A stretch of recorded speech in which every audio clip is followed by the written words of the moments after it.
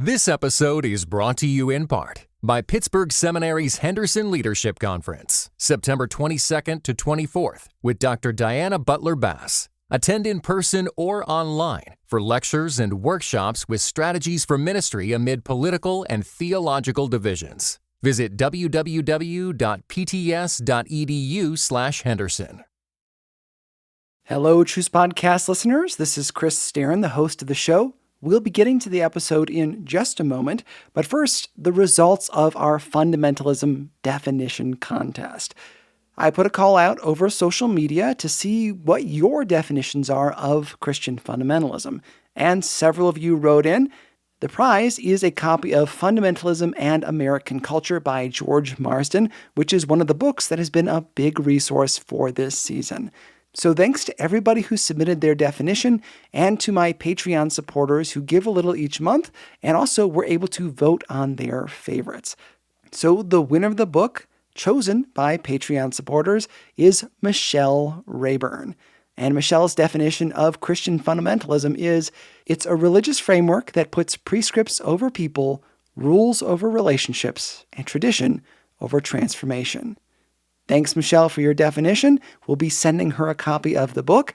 And thanks to everybody who supports this show. It's really only about 2% of the listeners who give anything to help out, and it really makes a big difference. So thanks for doing that. If you're interested in helping yourself, visit trucepodcast.com/donate. Okay, here's the episode. It's one of my favorites that I've ever done, and I hope you enjoy it. This episode is part of a long series exploring the rise of Christian fundamentalism. It can stand on its own, but it will make a lot more sense if you go back to the beginning of Season 5, or even just one episode to our discussion on premillennialism. Okay, here's the show. The smoke and ash from the explosion were immediately fatal. As many as 10,000 people perished at once. Many more in the months to come, as crops failed. The top of the mountain seemed to just blow off. This was the island of Sumbawa in Indonesia, April 1815.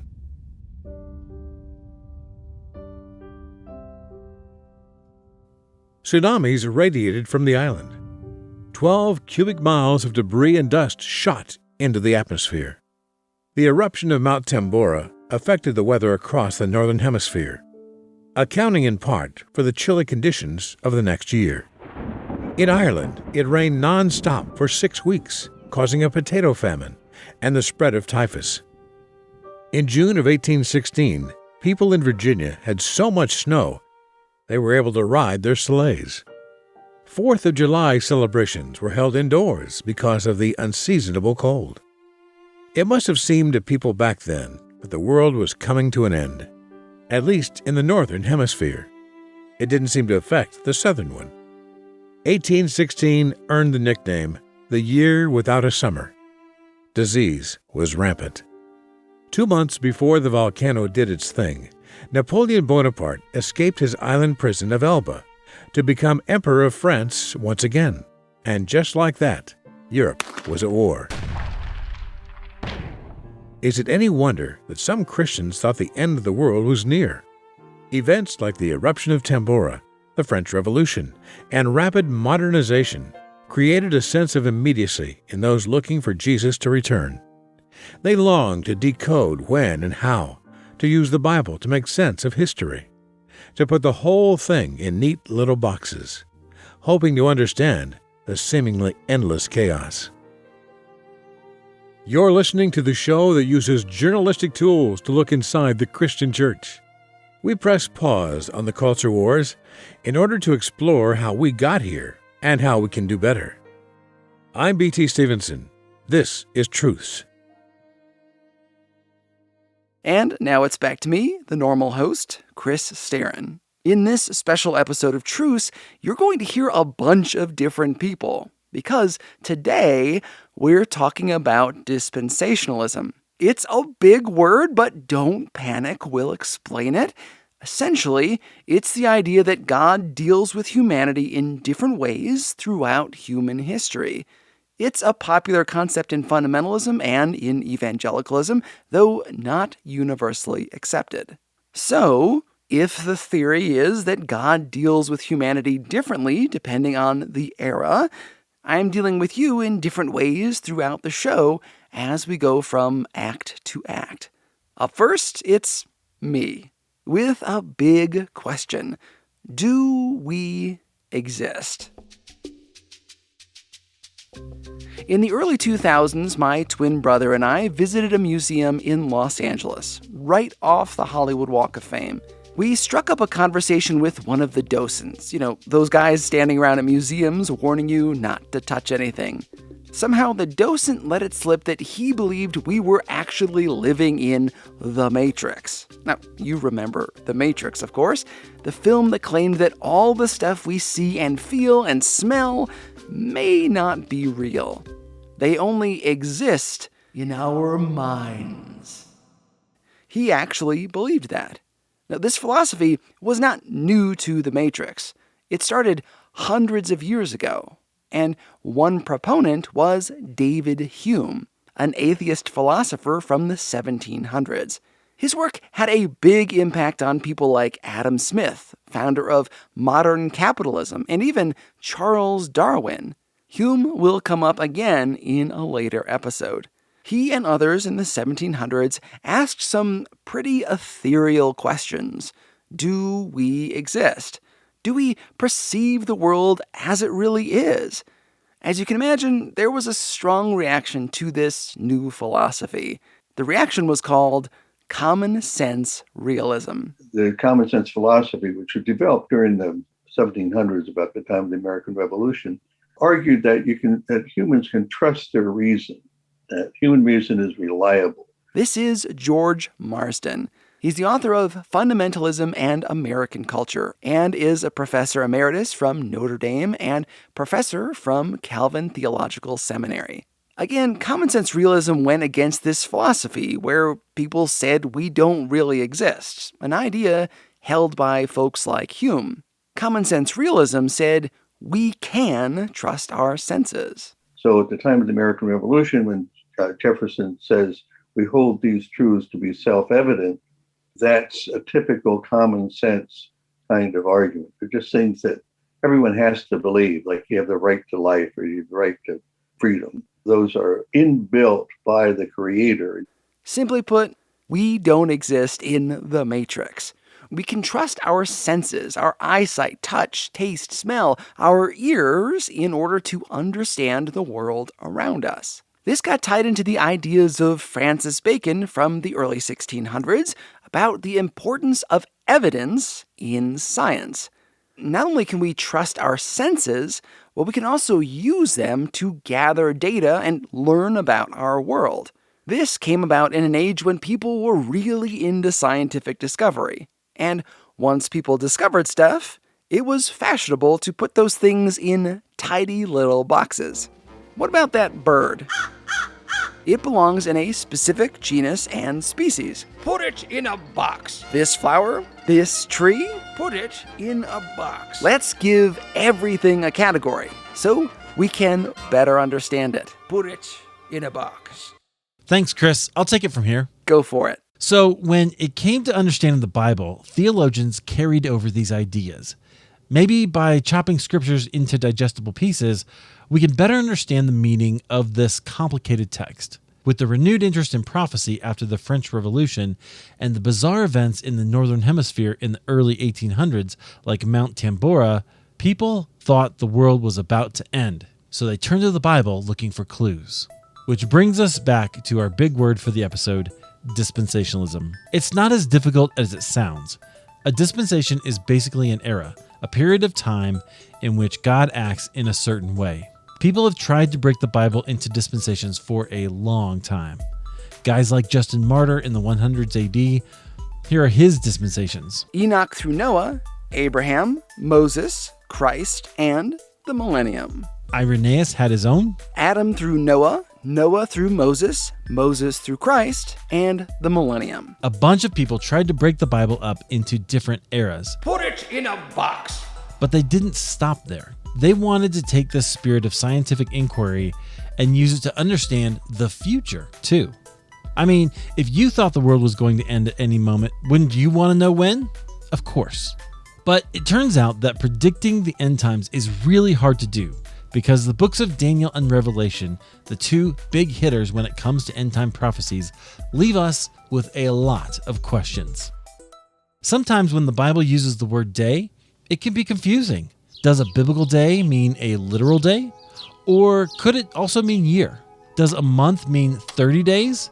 Or can it mean 30 years? Dispensationalism tries to answer these questions definitively. Put it in a box. Let's recap those two functions of dispensationalism. First, it says that God deals with humanity in different ways depending on which dispensation we're in. Second, it takes the dates and times listed in end times prophecies and lays them over history, trying to piece together what events already happened and which are in the future. Got it? Good, because I want to tell you how this idea came to be, and soon we'll explain how dispensationalism became a building block of Christian fundamentalism. First, the history.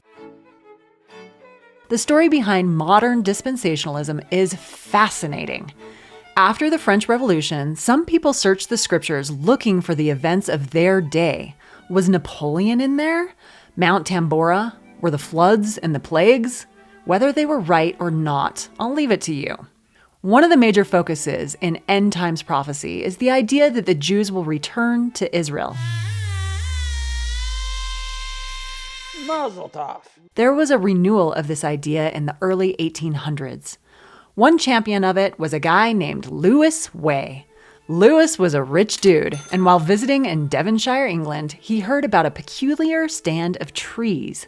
This particular bunch was not to be cut down until the Jews were restored to Palestine. A weird command, but there it was. Way wanted to know more. What groups were working to restore Jews to Palestine? He came in contact with the London Society for Promoting Christianity Among the Jews in 1815, or the Jews Society, which, I don't know, doesn't sound right. It's best known not for its evangelism to Jewish people, but spreading the word about Zionism. And this is Chris really quick. Zionism is the pro-Israel movement. It's people who wanted to reestablish a nation for the Jewish people in Palestine. Okay, back to Jackie. By the way, we'll be tracking evangelical ideas about the Jewish people for the next few months, so tuck this moment away in your brain. Needless to say, we've had a weird relationship with the Jewish people. Way and the Evangelism Society for Jews participated in a series of conferences in the late 1820s. Kind of a strict conference with lots of rules. Here's an actor reading just a few of their conclusions. Conclusion number 1.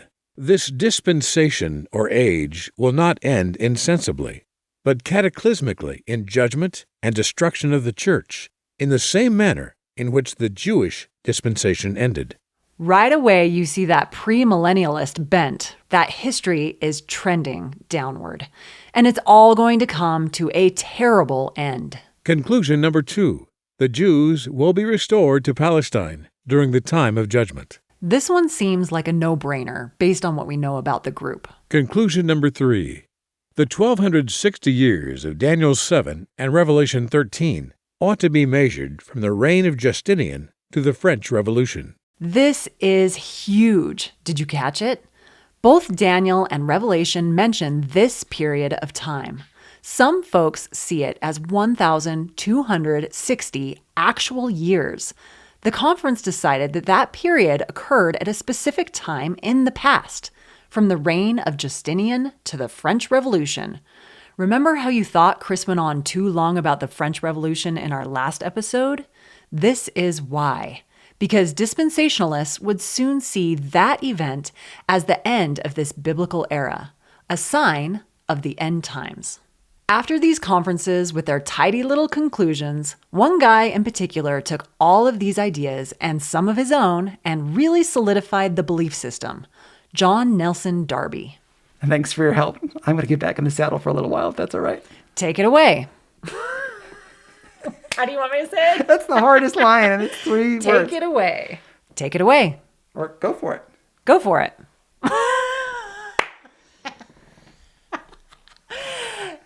get what you needed? I think so. You're such a good friend for doing this. No, I'm happy to help you. I think it's awesome. It's kind of fun. John Nelson Darby is an interesting figure. He, like many people in the season, defies easy description. He wasn't the inventor of dispensationalism. That would be a nice, tidy little box to put this episode in. Put it in a box. Darby took a lot of existing ideas, added his own spin, packaged them, and went on tour to share his neatly arranged system. The system we now call dispensationalism is his way of putting things in a box. Like a biologist studying plant species, dispensationalists attempt to put the Bible into tidy categories. And, as we said earlier, this system would become a foundational element of the fundamentalism we see today. We'll discuss John Nelson Darby and the end of the world right after this message. This episode is brought to you by No Small Endeavor, the acclaimed podcast from Great Feeling Studios and PRX. In each episode, host and award-winning theologian Lee C. Camp sits down with courageous and impassioned people, like Hollywood legend Rob Reiner and civil rights hero Reverend James Lawson, talking about what it means to find true happiness and flourish in day-to-day life. And if you're looking for somewhere to start, why not check out the recent episode with award-winning journalist and best-selling author Tim Alberta on Christian nationalism's role in the Republican Party. Follow No Small Endeavor on Apple Podcasts, Spotify, or wherever you get your podcasts. John Nelson Darby. He left the Church of Ireland because they wanted him to swear an oath to the crown. He didn't like that because he saw that as diminishing the role of God. Darby was a member of a separatist group, the Plymouth Brethren, a sect that, at the time, didn't have a huge following. Darby's dispensationalism, this collection of ideas waiting for someone to systematize them, was based on a literal interpretation of Scripture. Here again is George Marsden. It said that human history is divided into 7 dispensations. Remember, a dispensation is a fancy word for an era. In each era, according to dispensationalists, God deals with humanity in a different way. Again, not every Christian believes it. Instead, some of us believe that God is consistent throughout history. And in each era, humans are put to a test by God. In each era, they fail. So the first era is in Eden. The story of Adam and Eve from Genesis, when the first 2 people ever are tempted, eat of the forbidden fruit, and break their deal with God. And Adam and Eve are driven out of the garden. A big, huge, devastating event. The second era of dispensationalism ends with a flood, when God was so angry with humanity that he destroyed most of it except for Noah and his family. Again, a cataclysmic event. Third era ends with the Tower of Babel. The people messed up, and cataclysm. This goes on and on and on, putting different parts of the Bible into little boxes. So where do dispensationalists think we are today? We're in the 6th era. Darby said that we are in the 6th dispensation, the one known as the era of the church, which, according to him, started in the book of Acts and goes up through now. But remember that pattern. Each dispensation ends in destruction. Dispensationalists believe that our current era has to end in cataclysm in order for the next dispensation to come. And that fits right in with all sorts of problems in modern civilization, industrialization, urbanization, new ideas like Darwinism, biblical criticism, and all sorts of skeptical views that are around.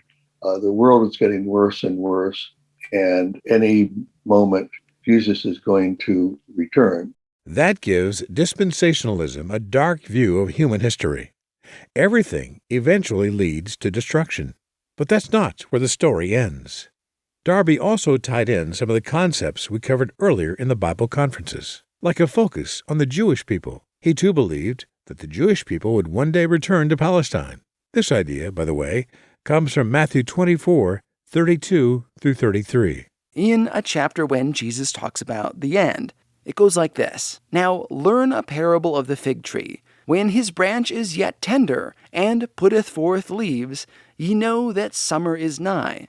So likewise ye, when ye see all these things, know that it is near, even at the doors. It doesn't exactly scream Jews returning to Palestine, but that is how people, even before Darby, interpreted the passage. This is where Darby got a little innovative. He said that the current dispensation, the church, the one we're in now, does not appear in the Jewish prophecies. God has two different plans, one for Jews and one for Christians. The Jewish people had their covenants with God, and then God turned his attention to non-Jews, an event they say was unforeseen in the Old Testament. Essentially, God hit pause on his prophetic stopwatch. This is seen as a parenthesis. Then Jesus will return after a cataclysmic event, the tribulation. We've heard a lot about this dark end-of-the-world scenario. Modern films and young adult novels are obsessed with it. Darby, though, added a special twist. Darby was adamant that Christians would be spared from this terrible time, the rapture. Return of Jesus is preceded by what's called the secret rapture, where the saints are caught up into heaven. If you've read the Left Behind books, then this is familiar to you. It's the idea that one moment Christians will be going about their business when, poof,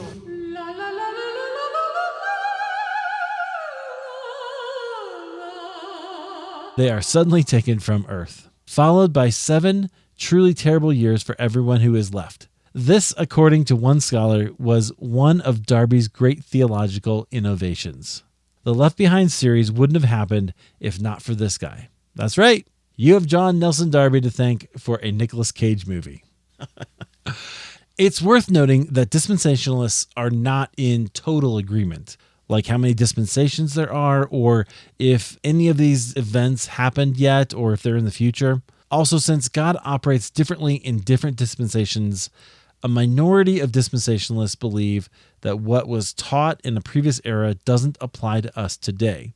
So, since Jesus' death and resurrection marks the end of the last era, this minority does not believe we're under, say, the Sermon on the Mount, meaning they don't think they are responsible for the commands like turn the other cheek, love your neighbor as yourself, or love your enemies. Again, before you send us comments about this, let me say once more that this is the opinion of a minority of dispensationalists. Darby took his ideas on the road. He visited the U.S. and Canada 7 times between 1862 and 1877, spending a total of 7 years on North America, where he ran into a few obstacles. Darby was one of those guys who thought that his denomination had it all figured out, and that remaining in any other denomination was a big mistake.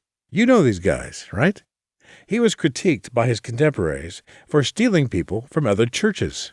His teachings caught on mostly in cities like Chicago, St. Louis, New York, and Boston. But he never pulled that many to his denomination, which he saw as a major failure after his last trip to the U.S. Dispensationalism played a huge role in the creation of fundamentalism. Why is that? Well, Chris has said in the last episode that premillennialism is a view that the world is going to get worse and worse as time goes on. Morals will decay. There will be dramatic events and wars. Things are going to get nasty. Dispensationalism added 2 ideas that are really important. First, not only is the world going to end, but Christians won't be here to see it.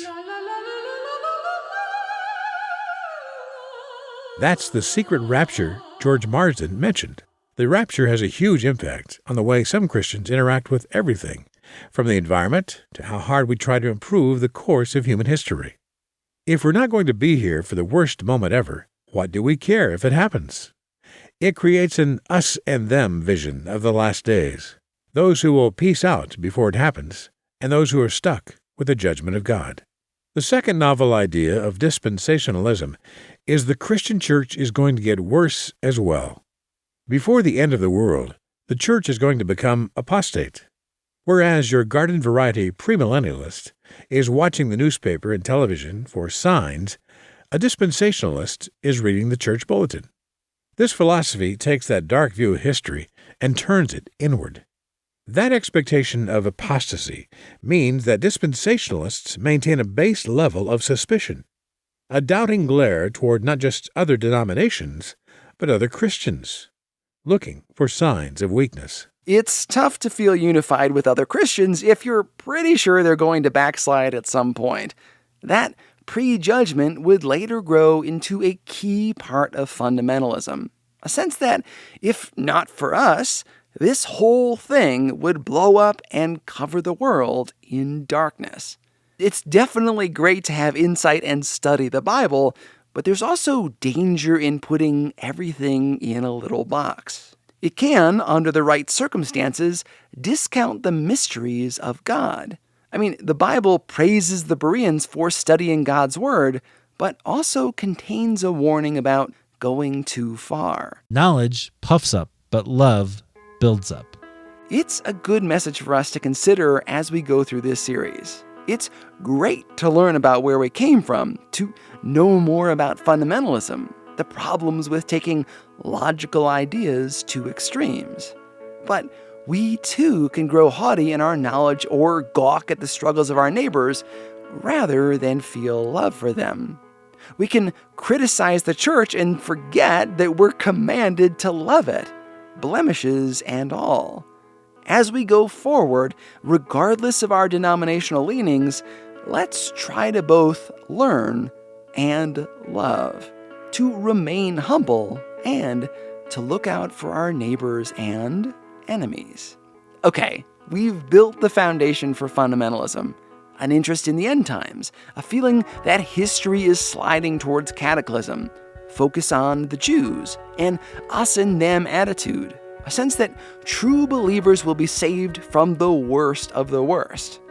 In our next episode, we'll set the stage. What was the United States like when dispensationalism and premillennialism started their slow takeover? And we'll really begin to understand the guy known as Mr. Fundamentalist, William Jennings Bryan, as this fundamentalism thing goes from a tiny minority to exploding like Mount Tambora and filling the world with its influence. Stay tuned.